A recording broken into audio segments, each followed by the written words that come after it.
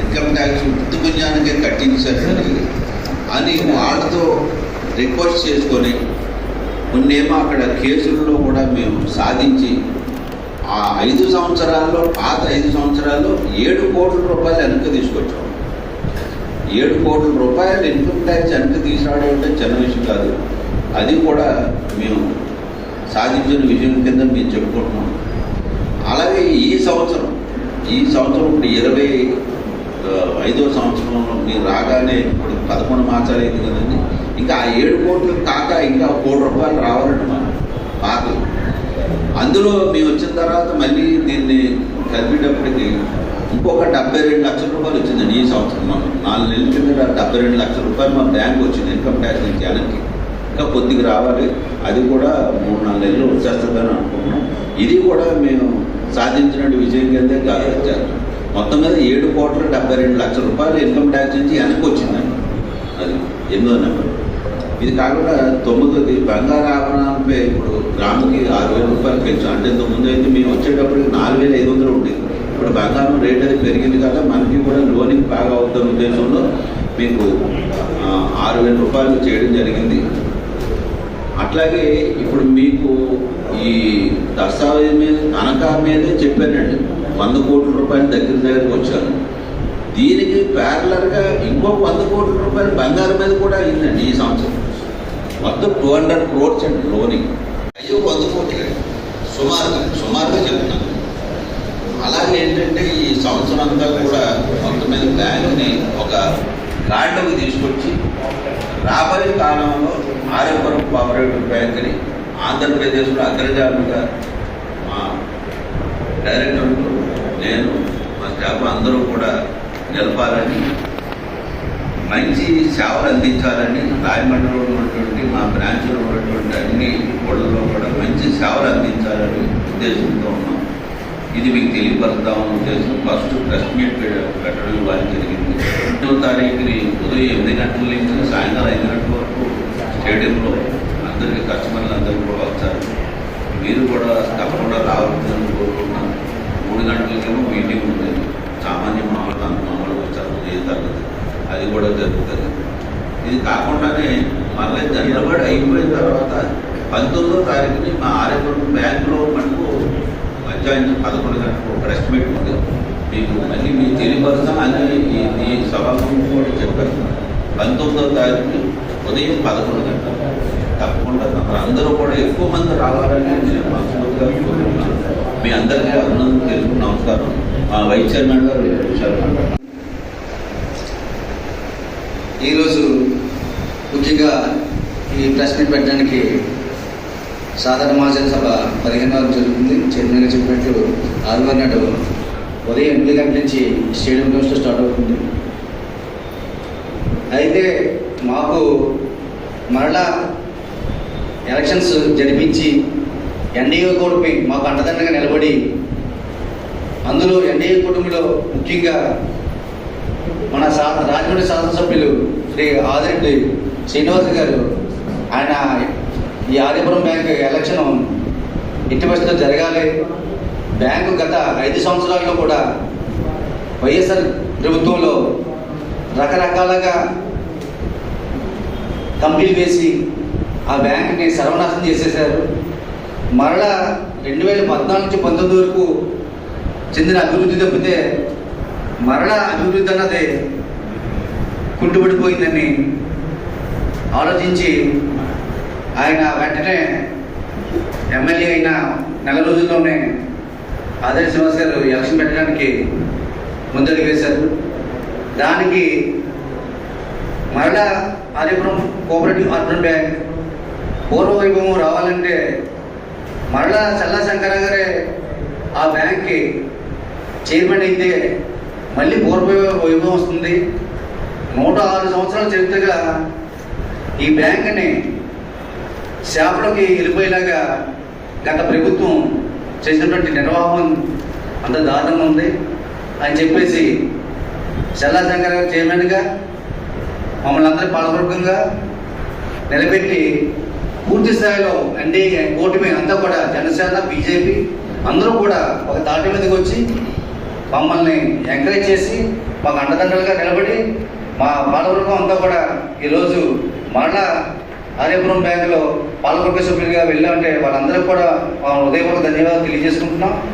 అలాగే మాపై నమ్మకం ఉంచి మాకు అత్యంత మెజార్టీ ఓట్లతో గెలిపించినటువంటి మా కస్టమర్ దేవుళ్ళందరికీ కూడా మరొకసారి మా హృదయపూర్వక ధన్యవాదాలు తెలియజేసుకుంటున్నాం. ముఖ్యంగా ఎన్పిఏ మీద చైర్మన్ గారు రాగానే ఆయన కూడా గత అనుభవం అంతా కూడా రంగరించి ప్రతి బ్రాంచ్కి ఇద్దరు చొప్పున డైరెక్టర్ని ఎండా చేసి ఆ బ్రాంచ్ మీ ఇద్దరు ఎట్టి పరిస్థితుల్లో కూడా మొత్తం రికవర్ చేయాలి అని చెప్పేసి డ్యూటీస్ వేసారండి. మాకు డ్యూటీస్ వేసారు. ఆ శాఖతో పాటు మేము కూడా ప్రతి ఇంటికి వెళ్ళి కస్టమర్స్ని మొబిలైజ్ చేసుకొని వాళ్ళ చేత అమౌంట్ రికవరీ చేసుకొని 95 కోట్ల రూపాయలు ఎన్పిఏ రికవరీ చేయడం అంటే 110 కోట్ల రూపాయలని 95 కోట్లు రికవర్ చేయడం అంటే 9-10 నెలల్లోనే అది సామాన్య విషయం కాదని చెప్పేసి మేము భావిస్తున్నాము.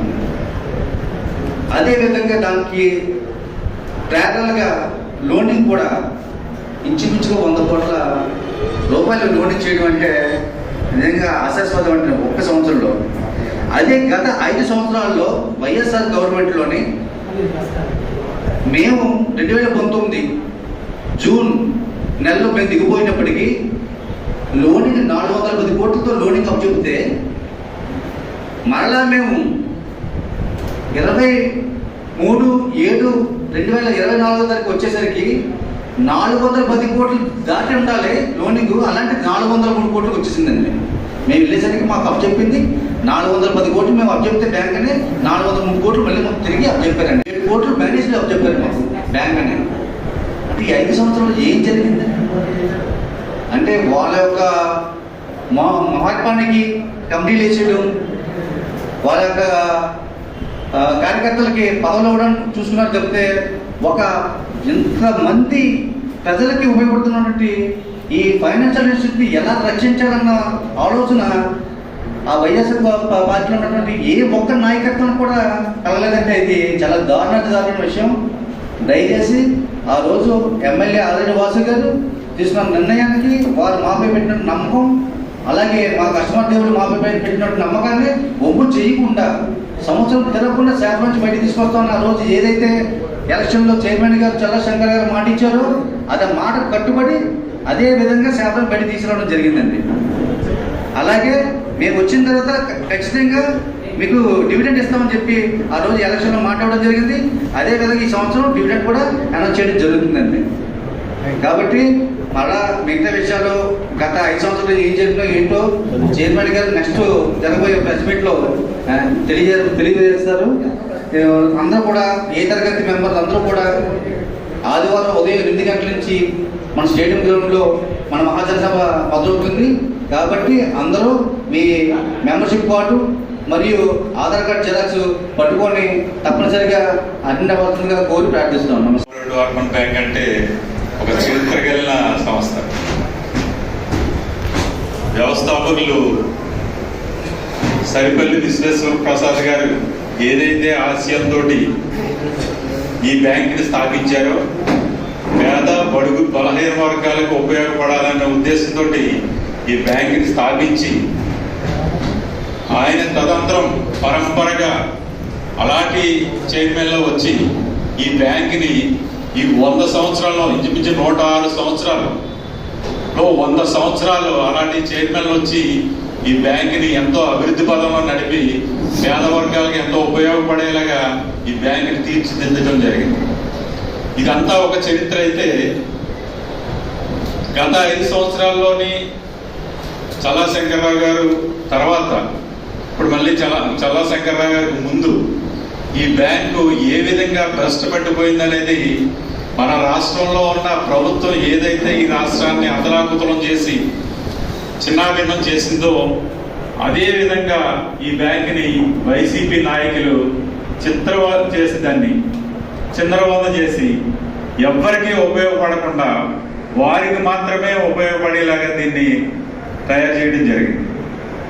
దీన్ని మళ్ళీ ప్రజలు ఎంతో ఆశతోటి ఎదురు చూసి ఎవరు వస్తారా ఈ బ్యాంకుని ఆదుకుంటారా అని ఎదురు చూసిన సమయంలో సరిగ్గా ఎన్నికలు రావటం, బీజేపీ, జనసేన, తెలుగుదేశం నాయకులందరూ కలిసి కూటమిగా ఏర్పడి ఏదైతే కేంద్రంలోని రాష్ట్రంలోని ప్రభుత్వాలు నడిపి ప్రజలు మన్ననలు పొందుతున్నారో అదేవిధంగా రాజమండ్రి ఆర్యపురం అర్బన్ బ్యాంక్ని కూడా ముందంజలో నడిపించాలంటే కేవలం మన రాజమండ్రిలో అంతకుముందు 5 సంవత్సరాలు నడిపించి అభివృద్ధి పదంలో నడిపించిన చల్లా శంకరరావు గారు అయితే దీనికి కరెక్ట్ అని చెప్పి అందరూ తీర్మానం చేసుకుని ప్రజల ఆమోదం పొందారంటే దానికి ఆయన మీద ఉన్న నమ్మకం.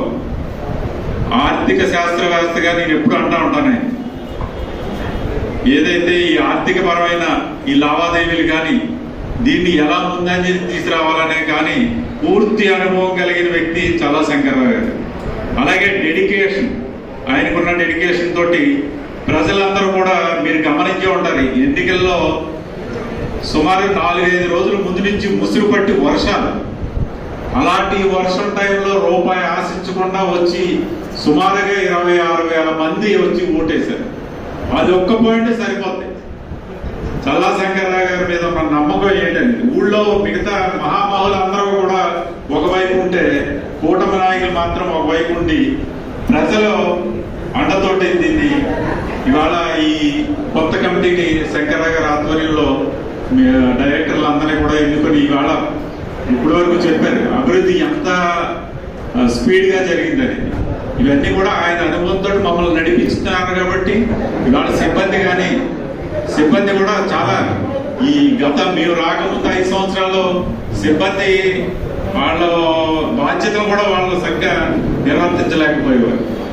కానీ శంకరరావు గారు వచ్చిన తర్వాత రోజు ఒక కార్పొరేట్ కంపెనీలో ఏ విధంగా అయితే మానిటరింగ్ ఉంటుందో సేమ్ అదే విధంగా కోఆపరేటివ్ బ్యాంక్స్ లో ఎక్కడా లేని విధంగా ఆయన మానిటరింగ్ చేసి డైరెక్టర్లతో సహా సిబ్బందిని కూడా మానిటరింగ్ చేసి ఇవాళ ఎన్పిఏ అంటే సుమారుగా బ్యాంక్ బ్లాక్ లిస్ట్ లో పెట్టేశారు.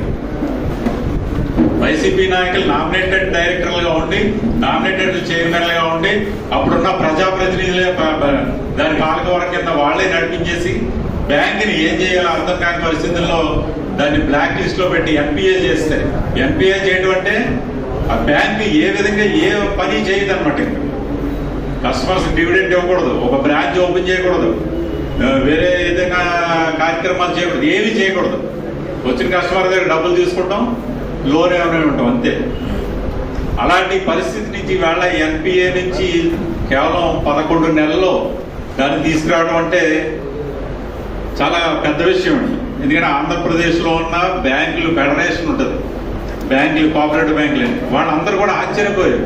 అంటే 9 నెలల్లో మీరు ఎన్పిఏ నుంచి బయటికి తీసుకురావడం అంటే చాలా గొప్ప విషయం అని చెప్పేసి చాలా మీటింగ్లో చైర్మన్ గారికి సన్మానాలు కూడా చేయడం జరిగింది.